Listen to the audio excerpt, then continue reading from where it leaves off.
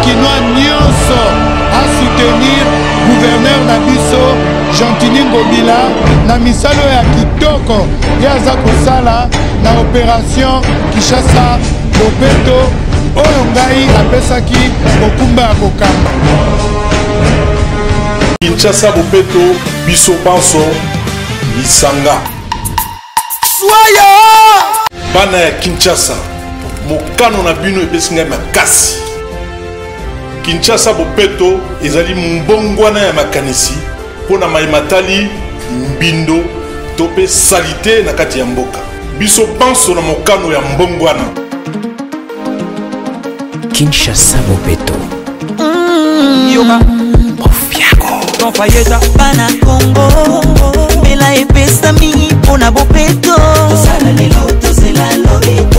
Et engageons-nous maintenant comme des bons lieutenants. Ne soyons pas fainéants. Tolongo la salité.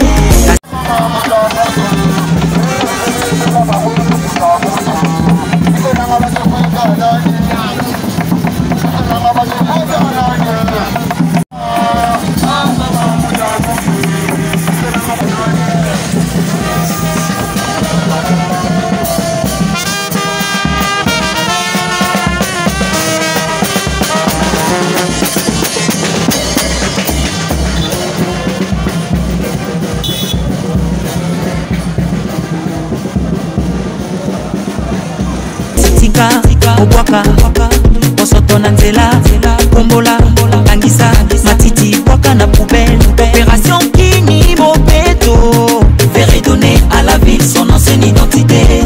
Et Kinshasa la belle. Opération Kinshasa Bopeto. Ezayo, Ezanga, Ezabiso nyonso. Netokolite contre le phénomène Kuluna. Netokolite contre le phénomène Madeswa Bana. Netokolite contre le phénomène Ujana. Bamama Gamela, Bamama Wenza Matete. Sando, Zigida, Changu, marché de la liberté. Tosala, Congolais. Tosala, Salongo. Tosala, opération Kinshasa Bopeto. Le commandant suprême a Telemi. Yafachi a Telemi. Excellence Sylvestre Ilunga Ilukamba. Yepe a Telemi. Les premiers citoyens de la ville. Gentini Ngobila, à lobby pour ça l'opération. Kinshasa Bopeto. Biso nyonso lisanga. Kinshasa Bopeto.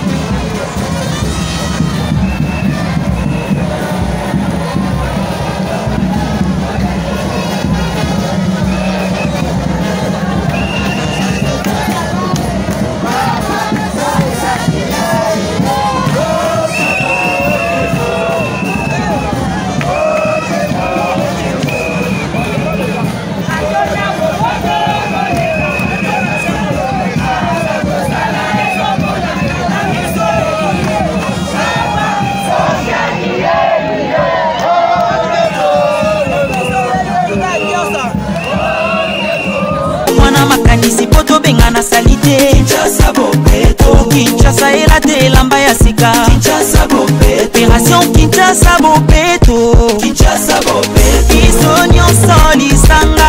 Kinshasa Bopeto. Omwana makanisi poto bengana salite. Kinshasa Bopeto.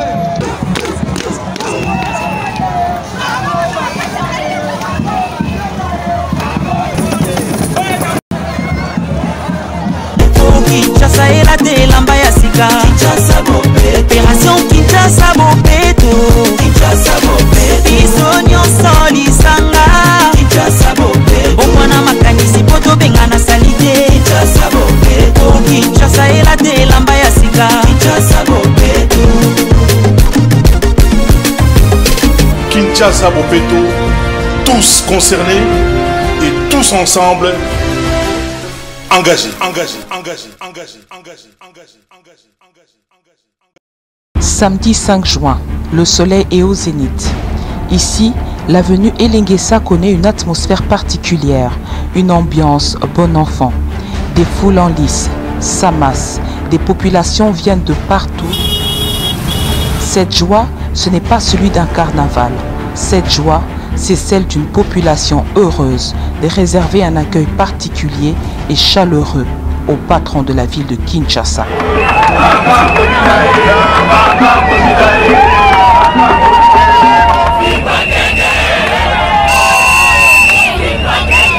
C'est en début d'après-midi que le gouverneur de la ville de Kinshasa, Gentini Ngobila Mbaka, foule pour la 6e fois consécutive le sol de l'avenue Elengesa.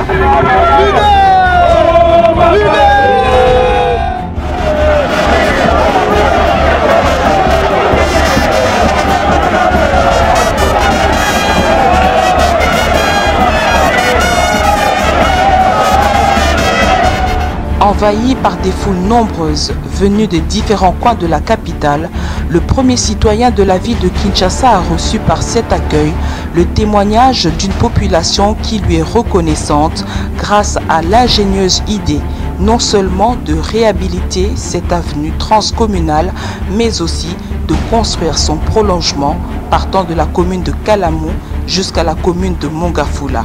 Tokosenga d'abord matondi mingi par son excellence gouverneur Gentini Ngobila Mbaka parce que moto abotami na kinwa lokola ngai ebi malamu esiko ndenge ezalaki na botami na Kinshasa na koyi na Kinshasa toyebi ke bakonzi ebele baleka depuis indépendance ya mboka na biso Congo bakonzi ebele baleka batika kokonsata nzela oyo te mais lelo gouverneur Gentini Ngobila akanisi nzela oyo eza esengo makasi mpo na biso parce que nzela efungolaka veni nzela efungolaka quartier nzela ekota makambo ebele vraiment nous tenons vraiment beaucoup à remercier son excellence Gentini Ngobila Mbaka na initiative azwi ya kobongosa nzela oyo population sepeli bo makambo oyo na Elengesa ezalaka te bana makala ezala makala basala makadam te alors nde bakutani batala avancement boulot. Lancé en fin 2019 par l'autorité urbaine, les travaux de Elengesa exécutés par Adi Construct poursuivent son bonhomme de chemin. La satisfaction de la population n'est plus approuvée. Gouverneur na mandat na ya sali 2 ans aleki batu mususu basali ba 18 ans awa. Neti route oyo ezu ba commune ebele. Ba avenue Kikwiti, avenue de la Paix, ba avenue za ebele o ndeko Ngobila. Azotonga na ba moyen ya ville adefi mbongo epai moko te. Gentini Ngobila Mbaka. Toyeba kiteke Elengesa ko kozala boye. C'est quelque chose inattendu, mais par la grâce de Dieu et salami. Yango nde lelo toza kokama, tozo sepela, tozo matsalokumu. Kota la commune à Bumbu, kota la commune à Makala, kota la commune à Ngirigiri, to bénéficier le komoko, o ezaki inattendu pour trajet ezali très bien, musa salama très bien, notre toni na esengo makasi. Kama okili malamu ya mutu, bamsusu bazalaka na posa na yango te. Oyo bazolo bezomona na miso, soki aboya ya awa na Elengesa, aya ko filmer, amona yango. Bana mbula nini ngala bana Makala bana 65, tindelo oyo, Gentini Ngobila toyo son prince, à côté prince de Makala, Bumbu Makala Ngingi, toza les mingi, ensemble ça malamu, musa les komona na, oya zero bagene, Gentini ensemble ça malamu te, azali moto ya misama be. Sur le chantier, les travaux exécutés avancent à pas de géant. Bientôt, la jonction avec la route bypass pourra être atteinte. Nous avions 2 phases sur ce chantier. Il y avait la phase réhabilitation et la phase construction. La phase construction, c'est la phase actuelle que nous sommes en train d'élaborer. Avec la saison sèche, nous croyons vraiment, si les moyens nous suivent derrière, nous allons vite atteindre le bypass. La spécificité de cette route, ce sont de murs de talus que vous voyez là. Vous pouvez faire la tour de la ville. Certes, il y a eu des difficultés, mais le gouverneur ne nous laisse jamais. Avec le maigre moyen, il soutient ces travaux, il continue à financer et nous avançons. Depuis l'indépendance, la route n'a jamais existé ici. Nous avons des photos avant, pendant et maintenant là. Il n'y a jamais existé la route ici depuis l'indépendance. Il y a des moments ici, ils ne jurent que par le gouverneur pour dire que c'est vraiment notre Dieu. Ils sont là depuis 1960, ils n'ont jamais vu la route. Ils n'espéraient pas. Plusieurs gouverneurs sont passés, mais personne n'a pensé, songé à faire la route. Pour s'en rendre compte, tel un marquage à la culotte, Gentini Ngobila Mbaka a marché non-stop sur les 4 km déjà asphaltés, ovationné et accompagné par la population déchaînée de joie.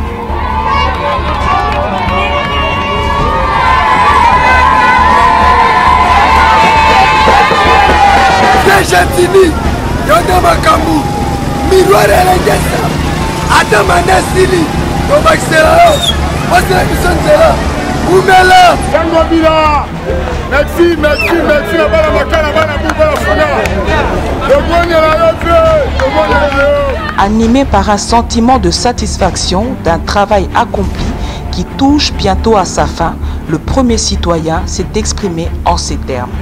Misala tomoni awa esalami makasi ezali encouragement monene mpona biso bakinois komona ke depuis indépendance 1960 défi monene ya nzela oyo esalami na kati ya Kinshasa ezali bongo avenue oyo tobengi Elengesa ezali transcommunal kobanda commune ya Kasavubu, commune ya Ngiringiri, commune ya Kalamu, commune ya Bumbu, commune ya Makala, commune ya Selembao et commune ya Mongafula. Une première, c'est le cas de le dire. Jantini Ngobila, premier citoyen parmi les plus de 15 millions d'habitants, a vu juste désengorger la ville de Kinshasa grâce à la réhabilitation et la construction des routes secondaires. Donc il y a une route secondaire, Oyo Tobengi, en français, avenue transcommunale pour Yokatsa, ma commune est Bélé. On a vu ça, il y a des défis à Liboso, on a désengorgé le trafic dans la Kinshasa, l'embouteillage et les guillemets. Et Elengesa, ce n'est pas tout. Dans sa vision d'ouvrir les voies secondaires dans la capitale, le gouverneur de la ville de Kinshasa a simultanément ouvert plusieurs autres chantiers dans le souci de soulager la peine qu'éprouve la population à circuler. L'avenue Kikwit qui traverse les communes de Lemba, Ngaba, Limete, Makala et Selembao, l'avenue Mombele à Limete, l'avenue de la Paix à Matete, l'avenue Mongala à Gombe et bien d'autres sont des exemples à mettre dans l'actif de Jantini Ngobila Mbaka. Malgré les tempêtes, malgré les épines, Jantini Ngobila Mbaka n'est pas de ceux qui baissent les bras, surtout lorsque les Kinois soutiennent ses actions salvatrices. Naza a depuis 48 ans, Totoana Makala na 73, Nazali Awa. Ngai personnellement Nazolo ba Oyo, na souffrira fort parce que Naza na moi minute dépôt Awa. Bon la côté à dépôt ya ciment Awa ya qui sérieux. Problème sérieux qu'il faut qu'on soit ba transdébordement partout. Donc Nazo remercier le gouverneur. Nazo remercier sans qu'il n'a caché ba mon Ngai. Donc merci mon grand frère, notre grand frère, ce que vous avez fait pour nous, les habitants de Makala. Donc personne ne trompe, ils sont toujours soutenus. Soutenir le projet, pourquoi? Et quand on a quitté la bus à Fachi Béton, vous venez de Jantini Ngobila, c'est la Fachi Béton. C'est que bus ne peut pas la Fachi Béton. Pourquoi? Parce que tu as une union sacrée. Combattant, à cause de ça, gouverneur Ngobila, a soutenir Bisso, jour où union sacrée Sani et Bandaki. Projet OEZ à Bana Makala. Fachi Béton qui a animé yango, donc on a animé biso balema Fachi Béton. On a été présent au Parlement debout, leader en Funa Patrick Bengo. Voilà, c'est Fachi, monsieur le gouverneur, merci pour ça. Comme ça, on a Fachi Béton. Nous sommes soutenus Jantini Ngobila Mbaka, à soutenir IDPS, à soutenir Biso Libogré, Yabaïke, Jantini Yabaïke. Papa, yaya ngoyo, nasepeli ndeko yaka, papa lokwa na monio. Lokola moso takaki makila mbula zomi na mibale na muna na piki kumba dala ndako oyo biloko mai na biso malambela yo biloko mboka nzombo ya ngoyo kumba na yo papa Jantini